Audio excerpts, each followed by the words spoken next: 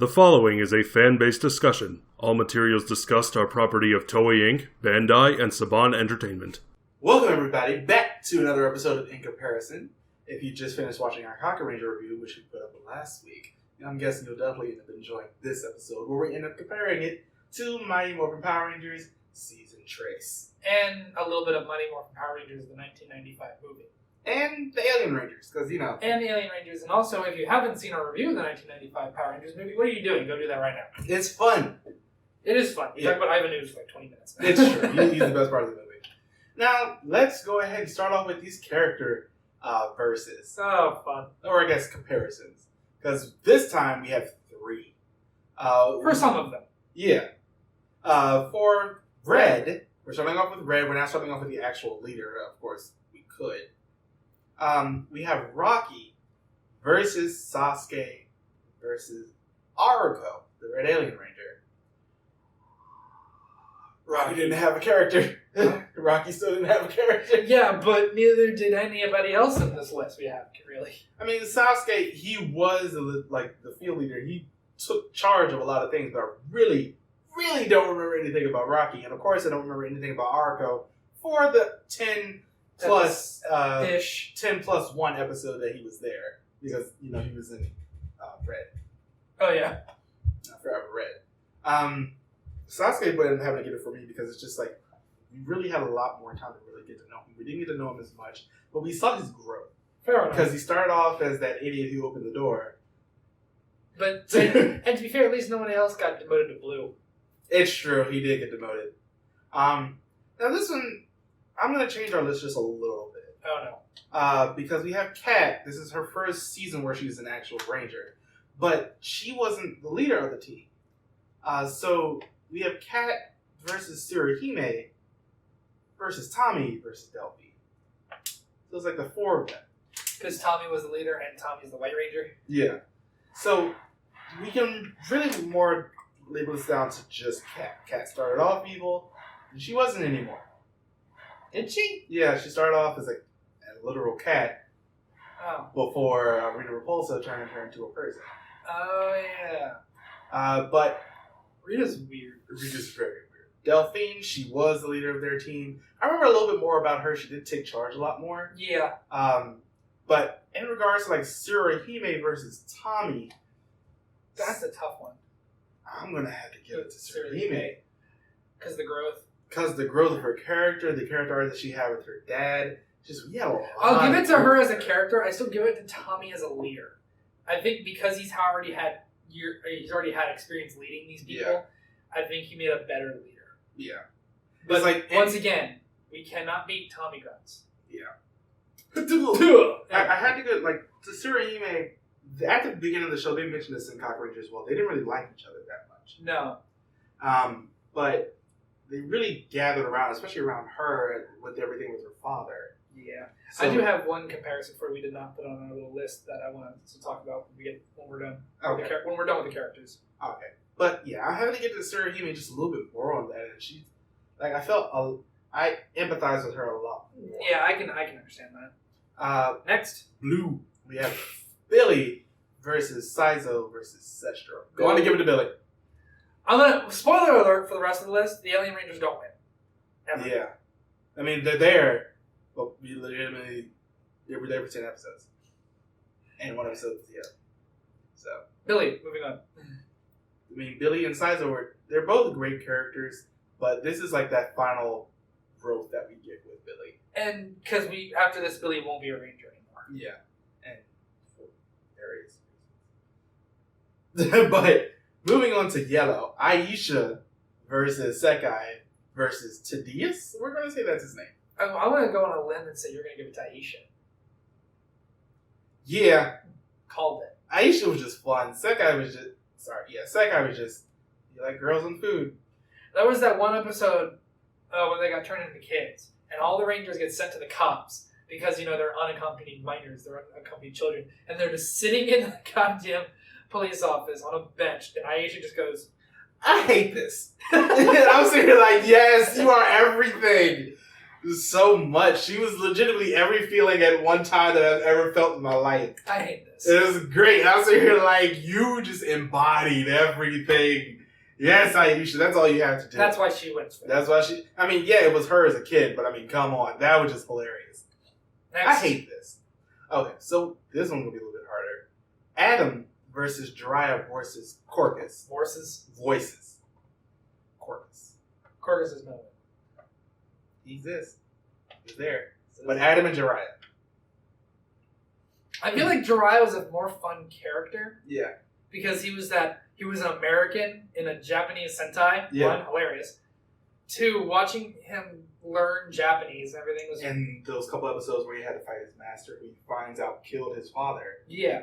It's just like, I felt that gave him a lot more depth as a character. It gave him a lot more depth, but we must remember at least one of them bitched about getting a frog. It's true. I'm a frog. He was sad about stuff. Before we go Our any... first mention of the actual goddamn movie. Yeah, before we go any further, let's actually get into that really quickly, because like the three plots are so different throughout the rest of the show. Mighty Morphin Season 3 was just basically another monster of the week until they got Zeo Crystal. Kakuranger had a problem with its plot where it just sort of lost itself along the way. At least the movie was sort of linear. The movie didn't had limited time to do so. You can't do monster of the week in a movie plot. I know, but it's just like even that But with the plot that we got in the movie, I felt like it was a lot more cohesive. Now, what about the plot of Alien Rangers? What plot? It was mostly them trying to get back to be adults. Fair enough. But I did have to mention that's all. Yeah, but I feel like the movie did a little bit better in terms of the actual plot that we got. Now that we're done with characters, Well, we still have. we did Tommy already. We did do Tommy, but we also had Ninjor versus Ninja Man versus Dulcia. Dulcia. Yeah. Ninja Man came in way too late, and all of his focus was just on basically helping out kids with stuff. Ninjor was weird. Ninjor was power of ninja. Now I do prefer the way they give the ninja powers in the show than the movie. Mm. I like Ninjor giving it to them as opposed to... Well, I felt like in the movie they had to actually earn it. They did have to actually earn it, yes, but they did not have to fight CGI rock monsters in ninja suits. This is very, very true. Because they did not have the time to do something like that in Power Rangers. Yeah, they were... Or budget. Yeah, that's also very true. Not to mention, at least with Ninjor, the fact that he's like that, it makes sense the way he fights. When he's a giant, he teleports and he's on the side. It just fit his character a little more. But yes, that goddamn voice with the power of ninja! We get it, you like ninjas. He sound like Ant-Man. I mean, not Ant-Man, the Flea. For a good portion. Yeah. It sounded like the Flea. But Dulcia was just, like, even though she wasn't there for long, but she made an impact. She made an impact, and she took her position very seriously. Yeah. As opposed to either Ninja Man or Ninjor. Yeah. It's just like, she was very, very good. I really like the way they did what they did with her character. With her shtick. With her shticks. Just like, she felt so regal in a way. She did feel regal. She felt like on almost the same tier as Zordon. Yeah. Yeah. Yeah. Like, I would not be surprised if Zordon said she was a teammate when I was a Ranger. Yeah. Would not be surprised whatsoever. And then she turned into an owl. Maybe she was the Owl Ranger. So she was a jet man? Yeah, but not a fat guy. Okay. But now that we've finished the characters, I not the... I want to talk about the ninja suits. Okay. And I don't mean the Sentai suits. I mean the civilian ninja suits. The ones that the Kakurangers wore before they henshin, and then the one the Power Rangers got. What do you like better? I love the Kakuranger ones. They feel like ninja suits. They feel like ninja suits, but they feel like they are bulky, and the helmet really serves no purpose, in my opinion.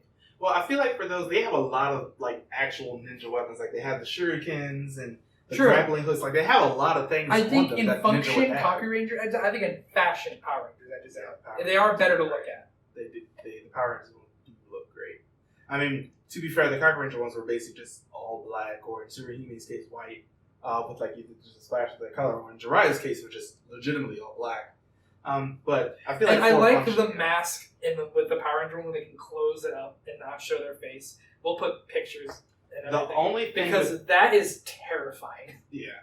The only thing with those is the fact that once again we end up getting the Zero Ranger suits for a portion of the show. But the fact that they have these, they can kind of cut down on the Zeo Ranger suits a bit because they do fight with those first. They fight with those first, and then they morph either to only call the Zord or to fight the actual baddie. They use this to fight all the putties. Yeah. This is the last time, of course, that we're going to get the Mighty Morphin Seasons. Thank God, because we do end up, once the Alien Rangers come in, they come in with the Kakuranger. Also, to be fair, at least with this one, I'm sure they used a lot more original footage with Power Rangers because they had to change the emblems. Yeah, they did. They did it in the movie as well, where they end up getting a new movie, a new chest symbol. It's pretty great, though. The plot, as we said, it's very, very different between the three. The Mighty Morphin Power Rangers movie is just, it edged it out because it wasn't the fact that it was more compact, it was more the fact that it had like an actual linear plot to point A to point B, where the Kakuranger is just like point A to point double Z. So 2.3. Yeah.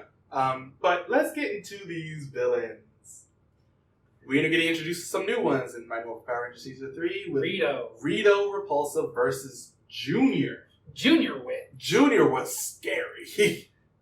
He had so Rito was stupid. Rito was stupid. It like him and Goldar basically ended up becoming the new stupid duo.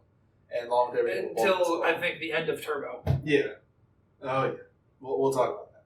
But it's just like, and we don't have Jacob to do the great Goldar impression. Junior was he was terrifying in some cases. Just like his personality changes between, one to the other, with the fun-loving, rocking out one to the insane, like, serious, super serial. Stab you in the face. Yeah, stab you in the face with one of his own bones. He had such a juxtaposition, but I think it helped his character just become that much more memorable on its own. Master Val versus Daimao. No, the reason Master Val really came in is because of the fact that Rita wasn't doing anything and he hated Zed. So... But like a disappointed father, he came in and tried to destroy the Rangers, and he lost. I give it to Daimao just a little bit more because he had more time. He had more time, and at the very end, he was threatening, and he kept taunting the Rangers like, "You can't destroy me, because if you do, the hatred that I hold within my body will end up spreading to the entire earthly population, or at least Japan, whichever comes first." But yeah, I'm just gonna have to give it to Daimao. Fair enough, yeah. Now the last that we have to talk about is also those words. Kakuranger Daishogun versus CGI. Oh wait, because we did talk about this beforehand, the fact that Kat came in sort of late and she was a new Ranger, and they didn't have a Zord for her. So they didn't have a Zord for her, sort of, and so she had to co-pilot with Tommy and the Shogun Megazord up until he got the Falcon. But I thought that was like the most hilarious thing because one, there's no stock footage of any pink Zords in this one, so they had to give her a white one to share with Tommy. I just thought that was one of the funniest things. Unless you get the toy where it's pink. Yeah. But we don't. But then we get Kakuranger Daishogun versus CGI from the Mighty Morphin Power Rangers movie. Kakuranger Daishogun. Again, I said this in the movie review with Power Rangers and everything, and even Kakuranger. It was based off the toy first, so they had to eventually make a life-size version of a toy. Yeah. So with the toy, you can see how the parts fit and moved and make this robot. Whereas in the movie, they just kind of said, "Fuck it, we're just going to stuff everything in one place. They're gonna lose their legs. The seams are gonna go away. We're just gonna shove it all together, and it's gonna look awful." It was. But I mean, this is the last one where we get this main cast not changing the suits, and the next one that we ended up doing with O-Ranger, we get we got it with the Alien Rangers where they got the Kakuranger suits, but next one is going to be a lot easier to do. Because we have new suits, even though we're still sticking with the same recycled characters, even with the Sixth Ranger and Zeo, but I feel like it works a little bit better, especially that lead up to how we got the Zeo Crystal, because they found it in Season 3, they didn't really know what it did. And they lost their power as they got the Zeo Crystal back after they blew up the command center. Yeah, that entire thing that's another thing. This had a great ending payoff, much better than Kakuranger. It led up especially because it had to lead up into Zeo. It was like, we'll see you next time, and Power Rangers Zeo will start the next week. And then, but we got that entire scene of the command center blowing up. It's like, that's the end of the Mighty Morphin era. And then we end up moving on to an entirely new command center, and we end up getting the Zeo suits. We get the Zeo suits, and we still get Zordon and everything until Turbo, and we get what's-her-face. Moving on. I don't remember her name either. All I remember is that she was awful. But anyway. But yeah, it was great. I like this review a lot more because we have a lot more to work with. But I get the feeling that with O Ranger versus Zeo, where like the plots are going to be much more of a thing to compare. Much more of a thing to compare, yeah. But that is our comparison of Mighty Morphin Power Rangers Season 3 / the movie to Ninja Sentai Kakuranger. Yep. It's been a weird one. Yeah. It's been a weird one. And I'm very excited to bring it back with O Ranger. Yeah. I feel like that one's going to just be A-okay. Which ones did you prefer? Let us know in the comments. As always, like and subscribe, and we will see you guys next time. Bye, everybody. Bye.